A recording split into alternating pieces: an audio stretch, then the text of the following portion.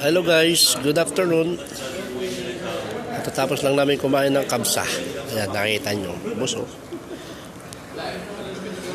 Birthday kasi ni Kyle. Ayun ho, may birthday. Kyle, happy birthday ha. Nung April kasi, pinagawa ko sa kanya, May pala. Ayun ho, may birthday. Supper! Sabi sa Kyle, siya nung April 26. Pag kami ng May, tatapusan. Ayan ho.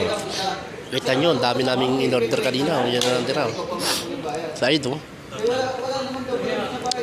Pero sa kabila, makasama ko, meron pang tira. Pwede mong bigyan ng ano, nakatunayan na nagbayad na yun talaga.